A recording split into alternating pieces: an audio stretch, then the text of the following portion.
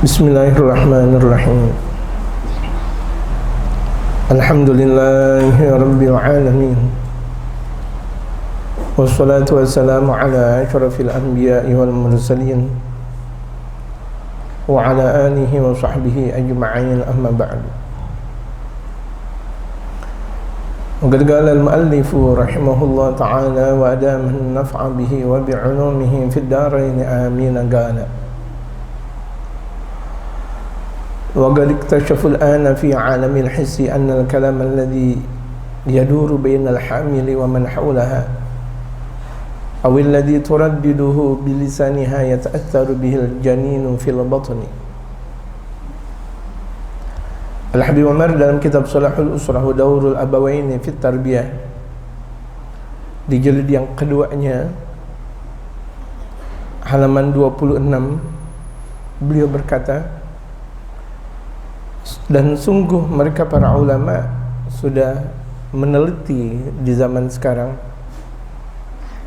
fi alamil hissi, di alam zahir kita, di dunia nyata kita ini, annal kalam alladhi yaduru bainal hamili wa man hawlaha, bahwa ucapan yang beredar di kalangan ibu-ibu hamil dan orang yang ada di sekitarnya itu, awilladzi turaddiduhu bilisaniha, atau yang dibolak-balikkan lewat ucapannya, yata'atsaru bihil janinu fil batni, yang bayi tersebut berdampak di dalam perut. Jadi bayi itu sangat berdampak apa yang telah dikatakan oleh ibunya, dan juga berdampak dari orang-orang yang berada di sekitar ibu tersebut. Makanya ketika sang perempuan hamil, apalagi dia menjaga teman-temannya, jangan sampai diperdengarkan kata-kata yang buruk, kata-kata yang tidak senang, yang tidak indah untuk didengar. Mencari teman-teman ahli ghibah, mencari teman-teman ahli namimah, mencari teman-teman yang kehidupannya leks dengan keduniawian, mencari teman-teman yang semua kehidupannya lebih identik kepada dunia bukan kepada akhirat. Ini sangat berdampak jamaah sekalian. Makanya kalau misalnya kita lihat di dunia Arab, perempuan-perempuan sukanya korma, kemudian juga ketika dia hamil sukanya korma, maka anak yang dilahirkan di masa kecil juga suka korma. Kemudian lambat laun sampai kanak-kanak, sampai remaja, sampai dewasa pula suka korma. Kenapa? Karena memang sudah dibiasakan oleh sang ibu. Dalam dunia kita Indonesia wabil khusus, perempuan kalau lagi ngidam biasanya suka apa? Buka yang pedas-pedas, ya betul dikatakan, suka yang pedas-pedas, suka rujak. Kemudian ketika suka rujak, akhirnya tuh anak kecil juga suka rujak, sampai remaja, sampai dewasa suka rujak. Kenapa? Karena memang ibunya ketika hamil suka rujak. Artinya berdampak ya, berdampak. Jadi apa yang dilakukan oleh sang ibu ketika hamil itu bisa dilakukan oleh nanti anaknya ketika saat telah lahir, berkembang remaja, dewasa dan sebagainya. Jadi betul-betul sangat berpengaruh nih anak-anak yang wabil khusus yang berada di dalam janin tersebut, berpengaruh besar terhadap ucapan-ucapan yang diucapkan oleh ibu atau mungkin orang-orang yang ada di sekitar ibu tersebut. Makanya betul-betul harus diperhatikan kepada perempuan-perempuan muslimah ketika mereka hamil, mereka berteman dengan siapa, apa yang mereka dengar, salawatankah, istighfarkah, qasidahkah, atau mungkin nyanyian-nyanyian yang diharamkan oleh syariat baginda Nabi besar Muhammad sallallahu alaihi wasallam.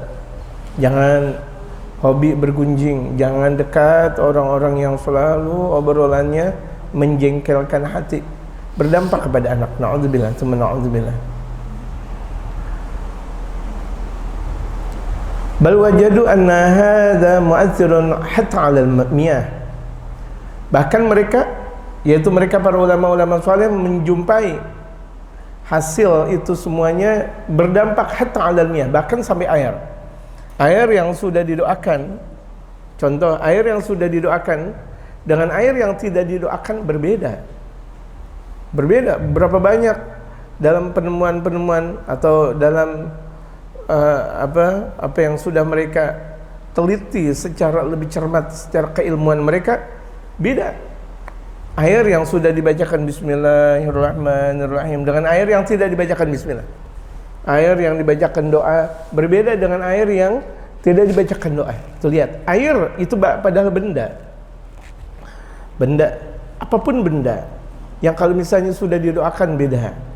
Makanya manusia-manusia yang sudah didoakan, yang sudah ahli ngaji dan sebagainya, beda cahayanya daripada manusia-manusia yang nggak pernah pandai ngaji, yang nggak pernah ikut ngaji, nggak pernah mendengarkan pengajian. Sangat-sangat beda. Kalau itu adalah benda cair atau benda mati bisa berpengaruh, bagaimana itu adalah benda hidup seperti manusia? Ya, sangat-sangat mempunyai pengaruh yang sangat-sangat luar biasa besarnya di dalam kehidupan manusia tersebut. Makanya biasakan kita untuk selalu berada di dalam satu majelis untuk mendengarkan keagungannya Allah Subhanahu wa taala, mendengarkan Al-Qur'an, mendengarkan hadis baginda Rasul Muhammad sallallahu alaihi wasallam. Lambat laun kalau air saja tadi dikatakan oleh Al-Habib Umar berpengaruh ketika itu didoakan, bagaimana itu adalah manusia. Manusia, seburuk-buruknya manusia, sekasar-kasarnya manusia, kalau setiap waktu diajak ngaji, setiap waktu diajak ngaji lagi, setiap waktu diajak lagi, berpengaruh. Kan sering kita lihat dalam cerita-cerita betapa kalau misalnya benda mati, contohnya batu yang sangat besar, yang andaikan ketika dipukul maka tangan yang bakal menjadi rusak. Kemudian kalau misalnya ditaruh air secara langsung maka tidak berdampak. Rupa-rupanya dengan tetesan air yang berketerusan, maka batu yang sangat besar akan menjadi pecah, bolong. Masya Allah, bolong tuh, bolong lama-lama pecah semua, plak gitu, dengan kekuatan rutinnya jatuhnya air di batu tersebut. Begitu pula hati kita, jamaah sekalian. Jangan kita katakan, ya Allah, saya zikir kok nggak ada pengaruhnya, saya zikir kok nggak ada berdampak, saya baca Quran kok nggak merasakan nikmat, saya membaca hadis Rasulullah kok nggak merasa nikmat, ketika saya hadir ke majelis kok saya tidak pernah nikmat. Terus kenapa? Hadirnya kita itu merupakan sebuah kenikmatan tersendiri. Hadirnya kita di dalam satu majelis itu satu kenikmatan tersendiri. Mendengarnya kita lantunan ayat Al-Quran, hadis baginda Rasulullah, ucapan mereka para ulama-ulama saleh, itu kenikmatan tersendiri.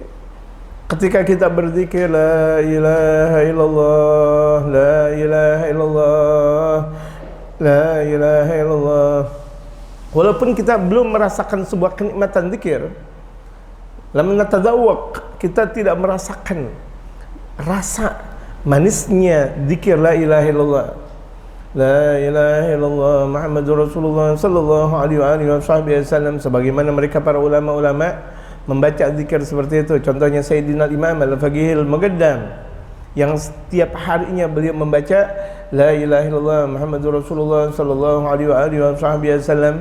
Betapa di antara amalan-amalan dari mereka para ulama-ulama mutaakhirin, di antaranya Al-Habib Salim bin Hafidh bin Abdullah bin Syekh Abu Bakar bin Salim, itu di antara wiridan yang selalu beliau baca la ilaha illallah Muhammadur Rasulullah sallallahu alaihi wasallam, merasakan sebuah kenikmatan tersendiri di dalam lisan tersebut, di dalam bacaan tersebut. Allahu Akbar. Makanya ketika kita lihat dan kita baca di dalam Hadrah Badriyah, itu diungkapkan la ilaha illallah Muhammadur Rasulullah sallallahu alaihi wasallam, karena di situ ada satu kenikmatan tersendiri, manis yang tidak bisa diungkap. Manis yang tidak bisa diungkap. Hanya orang yang merasakan sebuah manisnya la ilaha illallah Muhammadur Rasulullah sallallahu alaihi wasallam lah yang bisa mengungkap itu semuanya. Kenapa? Nikmat, indah gitu. Jadi kalau kita belum merasakan itu semuanya, terus Karena dengan menerusnya kita dalam berzikir, dalam menerusnya kita berada di dalam satu majelis, itu nikmat, yaitu satu kenikmatan yang tidak bisa diungkap. Walaupun memang tidak secara maksimal, memang betul, memang tidak secara mempengaruhi secara besar, memang betul, tetapi dengan sedikit demi sedikit itu sudah berproses, jamaah sekalian dan pemirsa yang dirahmati oleh Allah Subhanahu wa taala. Makanya anak bayi yang sering dibacakan Al-Qur'anul Karim, perkembangannya besar. Besar dalam dia memahami syariat Islam ketika kanak-kanaknya. Ketika kanak-kanaknya mudah dia untuk mempelajari Al-Qur'an. Mudah dia untuk mempelajari syariat. Kenapa? Di bahasa bayinya sering mendengarkan lantunan Al-Qur'an, lantunan ayat-ayat keagungan Allah, sering dengarkan nasihat dari mereka para ulama. Di masa kecilnya mudah, masa remajanya ada satu patrian tersendiri, kekuatan tersendiri untuk memahami itu semuanya. Di masa dewasanya kuat. Andaikan satu waktu tergelincir, dia mudah dan cepat untuk kembali lagi kepada jalannya Allah Subhanahu wa taala. Kenapa? Ada satu kekuatan zikir, ada sesuatu kekuatan yang tersimpu, yang terdalam di dalam hatinya. Jadi pemirsa yang dirahmati oleh Allah Subhanahu wa taala, di sini dikatakan oleh Al-Habib Umar, "Fal ma'ul ladzi yudhkaru 'indahu al-kalamut thayyib takhtalifu tarkibatuhu 'anil ma'il ladzi yudhkaru 'indahu al-kalamul khabith." Air yang dibacakan di sisinya itu, air dibacakan doa. Kan biasa tuh kan kalau misalnya ada orang sakit minta kepada ulama-ulama saleh, nih kiai, ustaz, jangan doain dong dengan sarana air, kemudian didoakan. Dan ini adalah sunnah baginda Rasul Muhammad sallallahu alaihi wasallam, tidak menjadi bid'ah. Banyak orang mengatakan, oh doain di air bid'ah. Ketika dia berkata seperti itu adalah bid'ah. Dia yang mengatakan bahwa mendoakan air itu adalah bid'ah, dia udah bid'ah. Kenapa? Dia bertentangan dengan hadis baginda Rasul Muhammad sallallahu alaihi wasallam. Berapa banyak baginda Rasulullah mendoakan dengan sarana air yang kemudian dijalankan oleh keluarga baginda Rasulullah dan mereka para sahabat sampai kepada ulama kita sekarang ini. Artinya ulama-ulama sekarang ini menjalankan itu semuanya udah ada dari ulama-ulama sebelumnya, dan terusnya sudah ada lagi, dan bahkan mereka ketika mendoakan model-model seperti itu ada dalil dan ada sanadnya. Kalau misalnya ada orang sakit kepala, nih doanya seperti ini. Kalau orang sakit gigi, doanya seperti ini. Dari mana? Apakah mereka tidak dapat dari guru-gurunya? Dapat dari guru-gurunya. Yang guru-gurunya dari mana? Guru-gurunya dari guru-gurunya lagi sampai kepada baginda Rasul Muhammad sallallahu alaihi wasallam. Kita teliti jamaah sekalian dan pemirsa yang dirahmati oleh Allah, dalam satu kitab, contohnya Minhatul Ilah saja. Kitab yang ditulis awalnya dengan khat tangan dari seorang alim besar, Al-Habib Salim bin Hafidh bin Abdullah bin Syekh Abu Bakar bin Salim, yang beliau di situ menceritakan tentang sejarah guru-gurunya dan apa yang telah beliau dapat lewat ijazah dari guru-gurunya. Itu semuanya bersanad. Apa yang beliau dapati dari guru-gurunya bersanad sampai kepada baginda Rasul Muhammad sallallahu alaihi wasallam. Ada yang sanadnya langsung berjumpa dengan baginda Rasul Muhammad sallallahu alaihi wasallam, yang ada orang mengatakan berjumpa dengan Rasulullah katanya hal yang mustahil. Nauzubillah min dzalik. Yang baginda Rasulullah bersabda, "Man ra'ani fil manami faqad ra'ani fil yaqadah." Barang siapa menjumpai aku lewat mimpi, memimpikan aku, sungguh dia sudah bisa berjumpa denganku secara terang-terangan.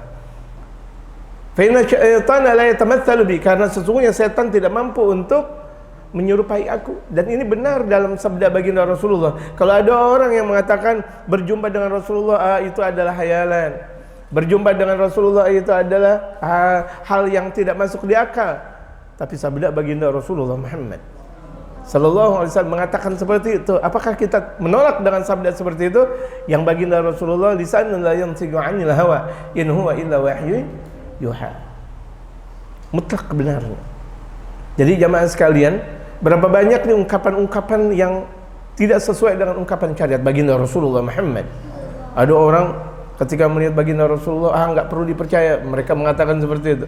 Apaan tuh? Berbentuk sanad. Allahu Akbar. Sanad ini adalah satu kekuatan jamaah, satu kekuatan yang dimana orang tidak bisa berkata menurut maunya dia, kecuali memang sudah apa yang telah tersanadkan dari ulama-ulama sebelumnya. Ada sanad tersendiri, nggak bisa kita mengatakan ini dan itu, ini dan itu. Agama sudah terbangun dan sudah terkuatkan dengan kokohnya. Tinggal kita syiarkan, bukan kita malah membuat agama. Inilah syariat baginda Rasulullah sallallahu alaihi wasallam. Al-isnadu minad din, laula al-isnadu laqala man syaa ma syaa. Jadi mendoakan lewat air itu ada dalilnya banyak. Itulah di antara sunnah baginda Rasul Muhammad sallallahu alaihi wasallam. Bahkan ada ulama yang mengatakan bahwa sunnah itu lebih luas daripada hadis. Kalau hadis itu adalah kullu ma udhifa ila Nabi sallallahu alaihi wasallam, segala sesuatu yang diidhafahkan kepada Nabi Muhammad, yang dikembalikan kepada Nabi Muhammad min qaulin aw fi'lin aw tagrir, lewat ucapan, perbuatan atau ketentuan. Ada juga yang mengatakan bahwa hadis cuma sekadar ucapan, sedangkan sunnah semuanya, ucapannya juga, perbuatannya juga, ketentuannya juga. Ada juga yang mengatakan bahwa hadis itu adalah ucapan yang disabdakan atau ketentuan yang telah terungkap oleh baginda Rasulullah setelah beliau menjabat sebagai Nabi dan Rasul. Sementara sunnah ada ucapan yang menyeluruh. Walhasil itu semuanya datang dari baginda Rasulullah Muhammad sallallahu alaihi wasallam. Yang sebelum baginda Rasulullah menjabat sebagai Nabi dan Rasul itu hujjah, yang Rasulullah ketika sudah menjabat Nabi dan Rasul juga menjadi hujjah, argumentasi besar.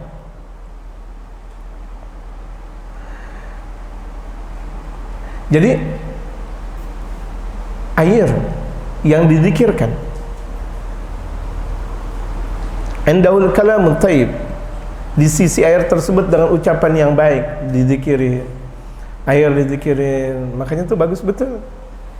Anak biasakan minum air doa dari mereka para ulama-ulama saleh. Berapa banyak tradisi dari mereka para ulama-ulama saleh sekarang mengikuti dari sebelumnya, dan mengikuti dari sebelumnya lagi, mengikuti dari sebelumnya lagi, meminta doa kepada mereka para ulama-ulama saleh. Air buat anaknya, tersambung di situ semuanya. Yang tadinya anaknya bandel, yang tadinya anaknya nggak tahu tentang waktu sholat, keluar dalam waktu-waktunya ngaji, nggak bisa diatur dengan lantaran keberkahan doa. Alhamdulillah Allah mudahkan. Yang tadinya susah untuk mempelajari syariat, yang tadinya tidak paham tentang syariat atau tentang keilmuan yang lain, tapi dengan keberkahan doa dimudahkan oleh Allah Subhanahu wa taala. Ini keagungan doa. Makanya biasakan, kalau misalnya dari kecil anak sudah mulai dibiasakan untuk didoakan dan diajarkan doa, lambat laun maka perkembangannya lebih mudah untuk mengingat kepada Allah Subhanahu wa taala daripada anak yang tidak didoakan atau tidak diajarkan tentang doa.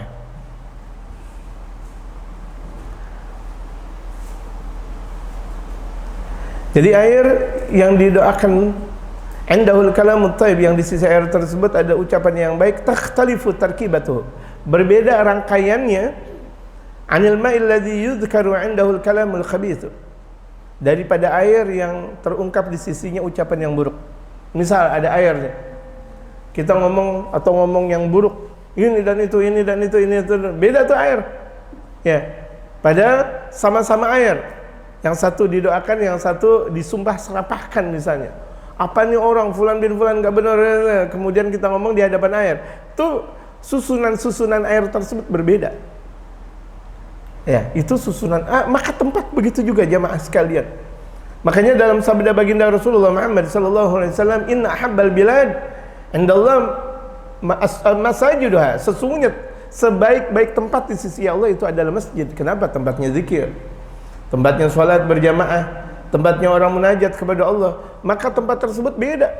Nikmat ketika kita masuk adem, ketika kita berada dalam i'tikaf di masjid nyaman. Beda ketika kita di pasar. Inna abghadal bilad innallaha aswaguha, sesungguhnya seburuk-buruk tempat di sisi Allah itu adalah pasarnya. Kenapa?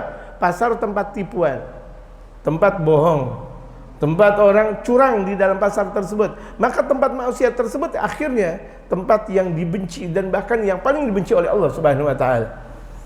Kita sholat di pasar dengan kita sholat di masjid, nikmat di mana jamaah sekalian? Masjid. Beda, ada satu kenikmatan tersendiri, Masya Allah. Kita sholat di rumah, kita sholat di masjid, enakan di mana? Di masjid. Kenapa? Di rumah yang sholat cuma kita saja. Sementara di masjid, Masya Allah, kecuali itu rumah-rumah mereka para awliya Allah, rumah-rumah mereka para ulama, yang setiap waktu dan setiap saatnya ketika mereka sholat sunat di sana, di rumahnya. Apalagi di kamarnya mereka para awliya Allah. Bahkan terkadang kamarnya mereka para awliya Allah terasa sebuah kesejukan yang sangat luar biasa nikmatnya. Ya mah kalau misalnya mau masuk ke rumah atau ke kamar, contoh kamar waliullah atau kamar mereka para ulama-ulama saleh, contohnya kamar Al-Imam Al-Habib Abdullah bin Muhsin Al-Attar, Keramat Empang Bogor saja. Masuk saja di situ ada satu kenikmatan tersendiri. Masih terjaga tuh jamaah. Kenapa? Di tempat itulah Al-Imam Abdullah bin Muhsin Al-Attar zikir. Di tempat itulah beliau salat sunnah. Di tempat itulah beliau berdoa kepada Allah Subhanahu wa taala. Tempatnya pun padahal itu adalah tempat mati. Artinya ruangan, benda mati. Akhirnya memberikan dampak sebuah kesejukan. Orang yang masuk sejuk hatinya. Orang yang keluar dari tempat tersebut memberikan kesejukan juga. Ini benda mati jemaah. Karena ada satu kekuatan jiwa dari doa. Didoakan lagi, didoakan lagi, didoakan lagi, Masya Allah. Bahkan terkadang kita lihat kuburan mereka kaum salihin jauh lebih nikmat daripada rumah kaum muslimin. Kenapa? Kuburan mereka kaum salihin, Masya Allah, di situ jasad dan rohnya mereka kaum salihin yang tidak bakal mungkin tidak dipedulikan oleh Allah Subhanahu wa taala. Berapa banyak ayat Al-Qur'an diungkapkan di sana?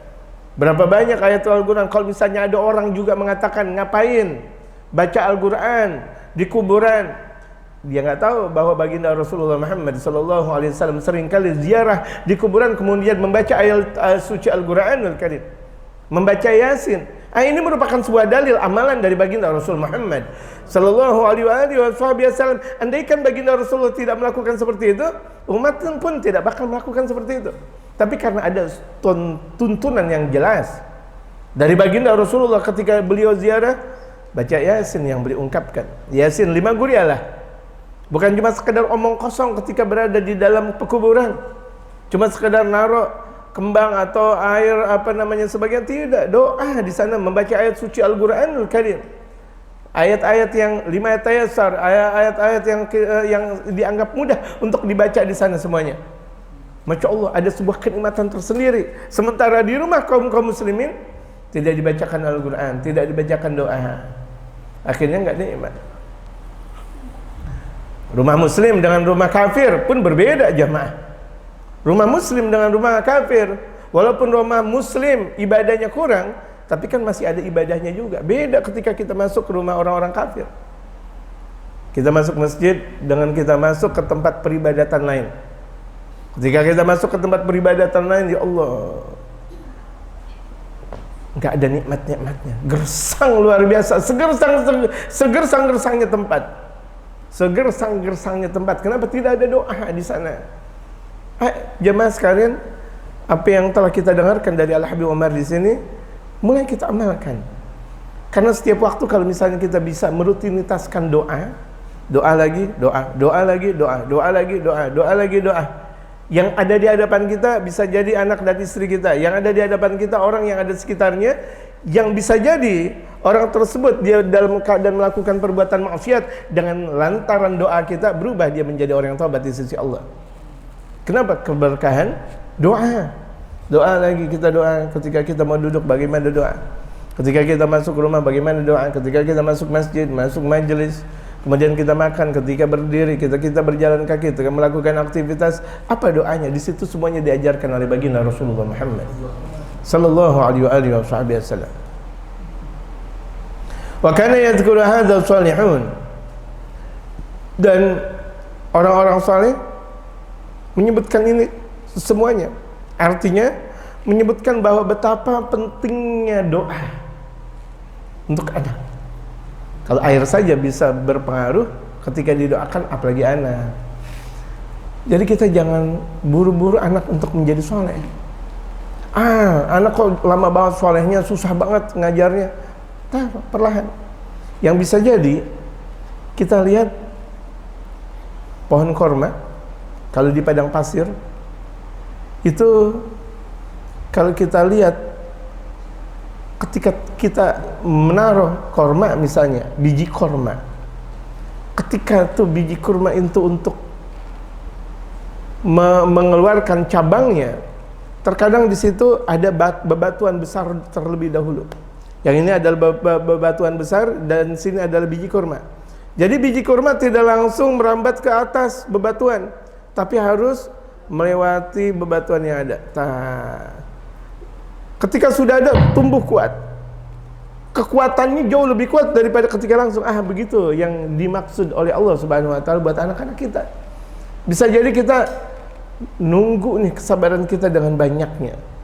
Kalau misalnya ada orang mengatakan kalau sabar itu adalah bisa diperjualbelikan, saya beli. Oh iya, memang kalau itu ada kesabaran bisa diperjualbelikan. Cuma kan kesabaran nggak bisa diperjualbelikan. Kesabaran ada datang dari kita semuanya. Kalau kita mau betul-betul mengikuti proses yang diproses oleh Allah Subhanahu wa taala, ridha kita. Makanya dalam satu ajaran yang pertama dalam syariat baginda Rasulullah, cinta. Kalau orang udah cinta kepada Allah, dia bakal sabar. Sabar. Semuanya rasa cinta. Kita diberi anak oleh Allah Subhanahu wa taala. Kita cinta kepada Allah. Yang kita lihat rasa cinta kita kepada Allah. Sabar kita. Yang kita lihat Allah. Yang lihat adalah kenikmatan yang Allah Subhanahu wa taala berikan kepada kita. Bagaimana sih kalau misalnya ada orang yang kita cintai? Ada orang yang kita cintai, kemudian dia menjebak kita, tetap saja kita cinta walaupun kita dijebak dengan dia. Betul gak? Kita cinta. Mau dibilang apa? Saya cinta kepada dia, nggak tega saya benci sama dia. Nggak mungkin dah saya benci sama dia. Kenapa? Saya udah cinta sama dia. Tuh lihat. Bagaimana kalau misalnya seorang hamba dia sudah mulai mempunyai perasaan cinta kasih kepada Allah Subhanahu wa taala. Kalau dia sudah mempunyai perasaan cinta kepada Allah, mudah dia untuk mengajarkan anaknya dan mudah untuk selalu doa yang terungkap untuk anaknya. Jamaah sekalian yang dicintai oleh Allah Subhanahu wa taala, kita dengarkan dari Al-Habib Saleh Maula Dawilah amma yata'allaq bi salahil usrah wa dawr al-abawain alladhi yata'allaq bi ad-du'a min al-walid ila al-walad kama qala Al-Habib Umar fi hadha at-ta'lif al-mubarak wa ilayhi falyatafaddal mashkura.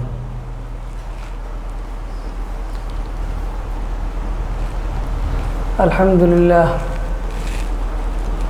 الملك العزيز الغفور. Sekali lagi puji bagi Allah Subhanahu wa taala, yang Allah Subhanahu wa taala sang raja yang maha agung, yang maha memberikan ampunan, Ar-Rahman Ar-Rahim, yang maha pengasih lagi maha penyayang. Asyhadu an la ilaha illallah wahdahu la syarika lah. Yang aku bersaksi bahwa tiada Tuhan yang patut disembah kecuali Allah Subhanahu wa taala, dan aku bersaksi bahwa Nabi Muhammad sallallahu alaihi wasallam hamba-Nya Allah Subhanahu wa taala dan rasulnya. Wa nashhadu anna sayyidana wa muallimuna wa qurratu a'yunina sayyidina Muhammad. Dan kita bersolawat dan salam kepada junjungan kita, guru besar kita, panutan kita, Nabi besar Muhammad sallallahu alaihi wasallam, alladhi arsyadana ila salah ahwalina, yang beliau memberikan arahan kepada kita dalam memperbaiki keadaan-keadaan kita, wa salah usarana, yang memberikan arahan untuk memperbaiki keadaan keluarga-keluarga kita, wa ala alihi wa sahbihi wa man sara ala nahjihi ila yaumiddin. Dan demikian juga salawat dan salam tercurah untuk keluarganya Nabi Muhammad, para sahabatnya Nabi Muhammad sallallahu alaihi wasallam, dan siapa saja yang mengikuti perjalanannya Nabi dan mereka semuanya. Amma ba'd. Adapun setelah itu, waqad sami'tum fi hadha ad-dars wa fi hadhihi al-faqrah min salah al-usar. Alhamdulillah kalian sudah mendengarkan pelajaran di detik-detik ini dalam kajian kebaikan keluarga.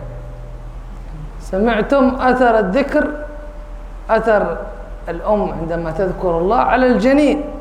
Dan kalian juga sudah mendengarkan betapa dampaknya zikiran yang diungkapkan mempunyai satu dampak besar buat janin.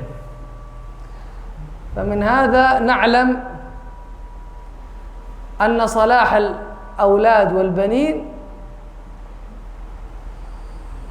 يبدأ يكون مرتبط بصلاح الوالدين. Oleh karena itu kita pahami sekarang bahwa kebaikan janin, kebaikan anak-anak itu dimulai dan mempunyai satu keterikatan dengan kebaikan dari kedua orang tua, bapa dan ibu. وحال الوالدين له أثر على المولود. Dan kedudukan kedua orang tua itu mempunyai dampak buat anak yang akan dilahirkan. صلاحه وذكره وأحواله يؤثر على المولود. Kebaikannya, zikirnya, keadaannya itu memberikan dampak kepada anaknya. لذلك إذا سأل أحد الصالحين. Oleh karena itu ketika kita ditanya tentang salah satu mereka kaum salihin, متى تبدأ التربية؟ kapan mulai pendidikan? قال تبدأ عندما عندما سألوا أحد الصالحين قال تبدأ عندما يبدأ الولد عندما ينتهي الولد من وقت الصبا يبدأ التربية. Ketika anak sudah mulai di masa-masa kanak-kanaknya, itulah sudah mulai masuk pendidikan. قال له أخطأت. Kemudian dikatakan oleh orang saleh tersebut, engkau salah.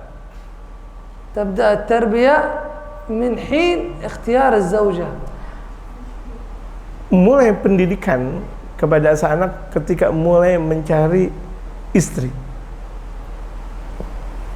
هنا من أول هذا يبدأ التربية تبدأ من هنا. Jadi pendidikan dimulai ketika sang laki mulai mencari istri. لأن عندما تختار المرأة الصالحة يكون سبب في أن يأتوا أولاد صالحين. Karena ketika kaum laki-laki mencari perempuan yang salihah, itu sebab untuk bakal melahirkan generasi-generasi yang saleh dan salihah. لذلك الشريعة النبوية كانت معنا من أول يوم من أول أيام الزواج. Oleh karena itu, mulai syariat baginda Nabi besar Muhammad sallallahu alaihi wasallam mengajarkan kita bagaimana dari awal-awal pernikahan. تسعى في إرشادنا في تأسيس الأسر الصالحة. Mulai berusaha untuk memberikan dasar-dasar dalam keluarga-keluarga yang saleh. فأول ما يتزوج الإنسان يأتي بالدعاء النبوي الذي أرشده به نبينا محمد. Pertama kali ketika seseorang nikah, dia mendatangkan doa-doa sebagaimana yang telah diajarkan oleh baginda Nabi besar Muhammad sallallahu alaihi wasallam. عندما يقول اللهم أسألك خيرها على المرأة خير ما فيها وخير ما جبلتها. Ketika kita berdoa kepada Allah Subhanahu wa taala, ya Allah, aku minta kepada Engkau kebaikan yang ada di dalam kebaikan perempuan tersebut, yang ada di dalam perempuan tersebut, dan apa yang perangai tabiat yang ada di dalam perangai perempuan tersebut, ya Allah. والصلاة التي تفتتح بها بيتك وعندما تدخل إلى البيت أول شيء تبدأ بسنة الصلاة ركوع ركعتين الذي لها نور. Dan salat, perhatikan salat ketika kita baru masuk ke dalam rumah, kita mulai bagaimana kita bisa salat di dalam rumah tersebut, salat di dalam rumah kita. ثم الدعاء اللهم جنبنا الشيطان وجنب الشيطان ما رزقتنا. Kemudian berdoa, ya Allah, jauhkan kami dari setan dan jauhkan setan dari kami sebagaimana apa yang telah Engkau berikan rezeki kepada kami, ya Allah. وعندما يحصل المولود والحمل, ketika sudah mulai terlihat hamil, تبدأ النيات الصالحة. Mulai kita memperbanyak niat-niat yang salihah. ويبدأ كثرة الذكر لله تعالى. Mulai kita memperbanyak zikir kepada Allah Subhanahu wa taala. الذي يؤثر في المولود. Karena memang zikiran tersebut memberikan dampak kepada bayi. فهذه المرأة والدة سيدتنا مريم عليه السلام. Yang perempuan ini yang kalau kita lihat itu adalah ibu dari Sayyidatina Maryam alaihi salatu wassalam, عندما جاء الحمل وهي متوجهة إلى الله وناوية بأن هذا المولود متوجهة إلى الله أن يعينها بصلاح هذا المولود بحفظ هذا المولود. Ketika sudah mulai datang hamil, tawajjuh beliau kepada Allah Subhanahu wa taala, berdoa kepada Allah Subhanahu wa taala agar Allah Subhanahu wa taala memberikan keberkahan dari janin yang ada di dalam perutnya. وأن هذا المولود يكون خادم لشريعة نبينا محمد، خادم للشريعة مطهرة. Dan beliau menghendaki agar yang ada di dalam perutnya itu menjadi pengawal setia untuk memberikan peran membantu syariatnya Allah Subhanahu wa taala. عندما قالت ربي إني نذرت لك ما في بطني محررا فتقبله. Ya Allah, sebagaimana beliau berdoa, ya Allah aku nazar kepada Engkau ya Allah, kemudian jadikan apa yang ada di dalam perutku ini, terima doanya ya Allah, terima apa yang akan dilakukan kelak nanti ketika terlahir ya Allah. بدعائها هذا ونيتها الصالحة صلح الله المولود.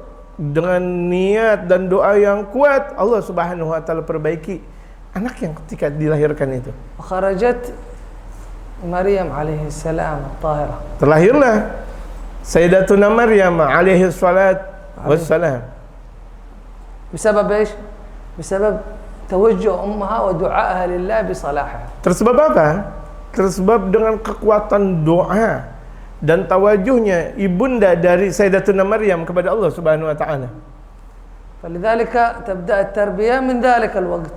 Oleh karena itu mulailah peranan pendidikan dari mulai seperti itu. ثم كما سمعتم ذكرها لله يؤثر في المولود. Oleh karena itu sebagaimana yang telah kalian dengarkan secara seksama bahwa zikir kepada Allah Subhanahu wa taala sangat memberikan peranan besar kepada bayi. ولذلك الصالحين يحرص ويشترط على زوجته في وقت الحمل ألا تشتغل إلا بذكر أو قراءة قرآن أو شيء من أعمال الصالح. Oleh karena itu mereka kaum salihin memberikan arahan kepada istrinya ketika hamil, jangan melakukan aktivitas apa-apa kecuali zikir, kecuali salawat, kecuali amalan-amalan yang mendekatkan diri kepada Allah Subhanahu wa taala. حرصهم على أن يؤثر في المولود الذي يأتي. Karena betul-betul mereka menjaga istrinya agar anak yang terlahirkan nanti betul-betul menjadi anak yang berkualitas. أما في وقتنا الحاضر فاشتغال الحاملات بالتلفاز وغيرها بالأغاني. Ya Allah, di waktu-waktu sekarang kita lihat berapa banyak perempuan-perempuan hamil yang mereka saksikan televisi, yang mereka rayakan nyanyi-nyanyian, dansa, reggae dan sebagainya. فكما أن القرآن يؤثر في الصلاح كذلك الكلام الخبيث يؤثر في فساد. Demikian juga Al-Quran bakal bisa memberikan peranan kebaikan, demikian juga perbuatan keburukan. Perbuatan keburukan juga bisa memberikan peranan keburukan buat anak tersebut. فتربية الأسر مهمة كبيرة على المسلمين. Jadi pendidikan kepada keluarga ini merupakan satu kepentingan yang sangat besar buat mereka kaum muslimin. فيجتهد المؤمنين في إقامة هذه المهمة الكبيرة. Maka seyogianya mereka orang-orang yang beriman betul-betul bersungguh-sungguh untuk menjalankan peranan besar ini di dalam kehidupan.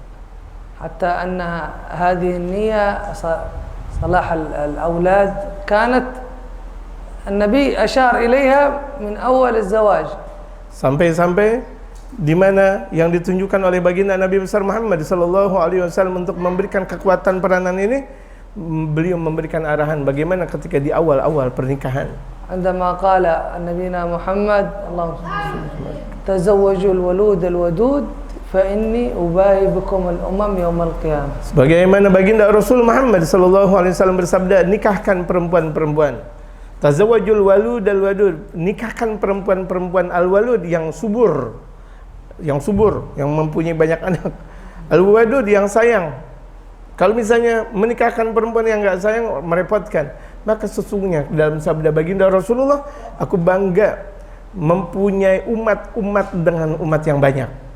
وعندما يقول النبي فإني أباهي بكم الأمم يوم القيامة. Dan baginda Rasulullah mengatakan sesungguhnya aku bangga dengan banyaknya umat lewat lantaran kalian nikah. كيف سيباهي النبي بالأولاد إلا إذا كانوا صالحين. Bagaimana baginda Rasulullah bangga dengan banyaknya anak-anak kaum muslimin kecuali dengan mereka adalah orang-orang saleh.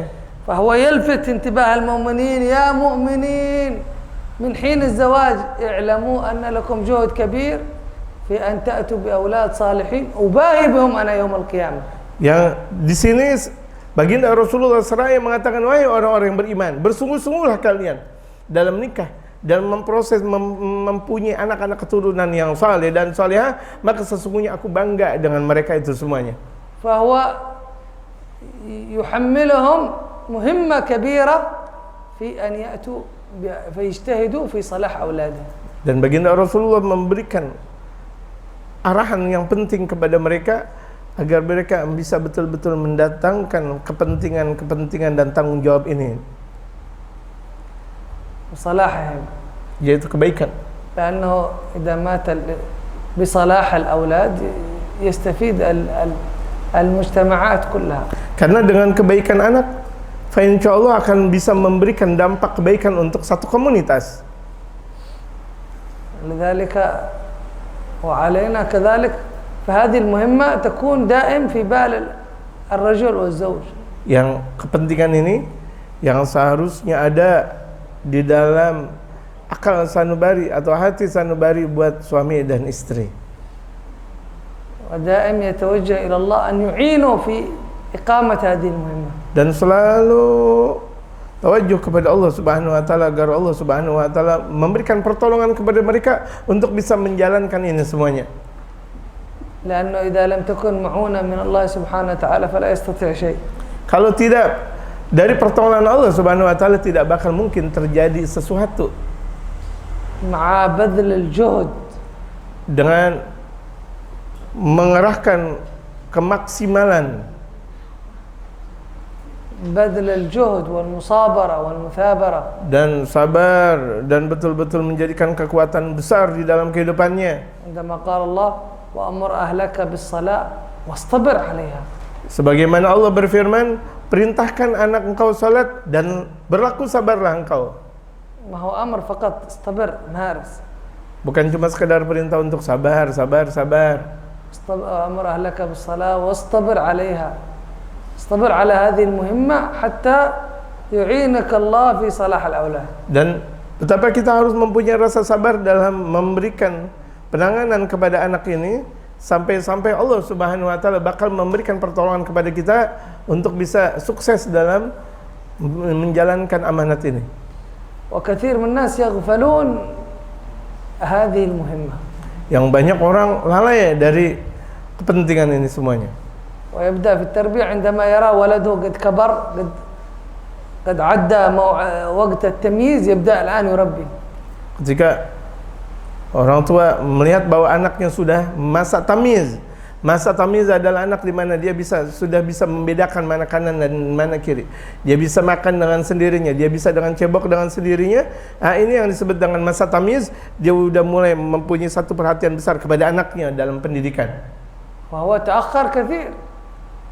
Dan berapa banyak ketertinggalan yang sangat banyak. Tarbiyah tabda min qabl dhalik. Padahal pendidikan itu bukan dari tamyiz, tapi pendidikan harusnya dari sebelumnya, dari sebelum tamyiznya sang anak. من أول الأيام من الدعاء والتوجه والدعاء. Dari awal itu dia sudah tawajuh dan banyak berdoa kepada Allah Subhanahu wa taala. والنيات الصالحة. Dengan banyak niat-niat yang baik. والتوجيه. dan betapa dia mempunyai kedekatan kepada Allah Subhanahu wa taala. وذكر الله للمولود Selalu mendoakan, selalu zikir kepada Allah Subhanahu wa taala demi sang anak yang akan dilahirkan. وأخذه إلى الصالحين حتى يحنك ويقرأ ويدعى له. Kemudian anaknya didekatkan kepada mereka kaum-kaum salihin, dimintakan doa, kemudian diberikan tahnik dari mereka kaum-kaum salihin. كل هذه السنن وسائل في صلاح هذا المولود. Dan ini semuanya adalah sunnah, dan ini adalah perantara untuk kebaikan anak. هذه وسائل وذكر الله عند الحامل، هذه كلها وسائل واجتهاد حتى يصلح المولود. Dan ini semuanya apa yang dizikirkan dari mereka perempuan-perempuan yang hamil ketika berzikir kepada Allah Subhanahu wa taala, ini merupakan satu perantaraan untuk mendekatkan diri kepada Allah Subhanahu wa taala demi kemaslahatan sang anak. فلذلك حتى المولود أول شيء يعلموه كلمة الله ذكر الله. Kan pertama kali anak yang baru saja terlahirkan, yang pertama kali didengarkan adalah Allah. ويعلموه التوحيد لا إله إلا الله. Tauhid la ilaha illallah. ويعلموه الصلاة على نبينا محمد. Mereka mengajarkan kepada anak-anaknya salawat kepada Nabi besar Muhammad sallallahu alaihi wasallam. هذه أول ما يطرق سمعه. Ini awal yang terungkap, yang terbuka lewat pendengaran sang bayi tersebut. فيكون هذا هو أغلب وقته في هذه الأمور. Dan jadikan ketika anak yang baru terlahirkan atau anak bayi tersebut dijadikan kebanyakan waktunya untuk bahkan seluruh waktunya untuk bisa mendengarkan lafaz Allah. Salawat kepada Nabi besar Muhammad sallallahu alaihi wasallam. أما الآن الأولاد أول ما بالتليفون. Yang pertama kali sekarang kita lihat anak-anak kecil, yang pertama kali diperdengarkan adalah telepon. هو الذي يربيهم. Jadi telepon yang memberikan pendidikan kepada anak-anak. وكل الذي يبثه هو المربي وهو المرشد لهم. Jadi yang terpancarkan lewat telepon tersebut seakan itu adalah murabbinya yang mengajarkan kepada generasi anak-anak. وهو المعلم لهم. Jadi telepon adalah gurunya mereka. وله فساد ظاهر وباطن. Padahal dalam telepon itu atau dalam HP tersebut banyak sekali kerusakan zahir dan batin. نسأل الله سبحانه وتعالى أن يعيد المسلمين إلى طريق نبينا محمد صلى الله عليه وسلم. Dan kita minta kepada Allah Subhanahu wa taala agar Allah mengembalikan keadaan kaum muslimin untuk bisa kembali lagi kepada jalur baginda Rasul Muhammad sallallahu alaihi wasallam. وأن الله يوفقنا للاستمساك بسنة نبينا محمد. Dan kita minta kepada Allah Subhanahu wa taala agar Allah Subhanahu wa taala memberikan kita kekuatan untuk kita mempunyai kekuatan teguh dalam menjalankan syariat baginda Rasul Muhammad. Hatta nusur syariat Sayyidina Muhammad. Hingga kita bisa membantu memperjuangkan syariat baginda Rasul Muhammad. Wa hatta najtahid fi salah auladina. Ya, kita bisa bersungguh-sungguh dalam memperbaiki kebaikan untuk anak-anak. Najtahid bi jami' al-wasail wal asbab. Kita bersungguh-sungguh dari berbagai macam sarana. Famuhimmatana fi hadha zaman kabira jiddan. Yang kepentingan kita wabil khusus apalagi di akhir zaman-zaman sekarang ini merupakan sebuah kepentingan yang sangat besar. Lianna wasail ifsad katsira. Karena berbagai macam bentuk sarana sangat banyak dalam memberikan peranan dan peranan keburukan. Wasail islah qalilah. Sementara sarana untuk menjalankan kebaikan sangat-sangat sedikit. Wasail islah, wasail fasad katsir fi al-mujtama'at. Yang kita lihat berapa banyak dari sarana-sarana yang buruk itu sangat banyak dalam satu komunitas. فالبيئة التي نعيش فيها تختلف عن بيئة الصحابة. Tempat di mana kita sekarang berada beda dengan tempat yang berada di kalangan mereka para sahabat radhiyallahu taala alaihim ajma'in. Wal awliya as-sabiqin. Dan berbeda pula dengan tempat yang ada dari mereka para aulia saleh. فكانت البيئة تعينهم في صلاحهم. Yang tempat tersebut memberikan arahan dan membantu mereka untuk mereka menjadi orang saleh. ومع ذلك أنها تعينهم في صلاحهم كانوا يجتهدون في تقوية أولادهم وتربيتهم. Dan dengan tempat yang baik mereka juga bersungguh-sungguh dalam memperbaiki keadaan anak-anak mereka untuk menjadi anak-anak yang saleh dan salihah. ونحن مع فساد البيئة قل اجتهادنا واهتمامنا بتربية الأولاد. Kita sudah banyak kerusakan di dalam masyarakat, tempat-tempat kita banyak rusak, udah gitu kita tidak mempunyai satu kesungguhan dalam mendidik anak putra dan putri kita menjadi saleh dan salihah. ولذلك كانوا مع صلاح البيئة يحرصون أن لا يختلطوا أولادهم بأحد. Dengan kebaikan tempat, mereka betul-betul menjaga anak-anak mereka berkawan kepada siapa mereka. Harus dilihat. لأنه باختلاطهم بأهل الفساد يفسدون. Karena kalau misalnya anak-anak sudah berkumpul dengan anak-anak yang buruk, bakal menjadi buruk. وباختلاطهم بأهل الدنيا يفسد Kalau مقاصدهم. mempunyai keterikatan dengan ahli dunia, rusak mereka. فيفكر بالدنيا هذا يكون فكره. Akhirnya pemahaman dan pemikirannya itu yaitu tentang permasalahan dunia dan dunia lagi. لأنه المخالط مؤثر. Karena orang yang mempunyai satu pergaulan, orang yang bergaul itu memberikan peranan. كان أحد من الأولاد الصغار في عهد الإمام الشيخ عبد القادر في عهد عبد الرحمن السقاف.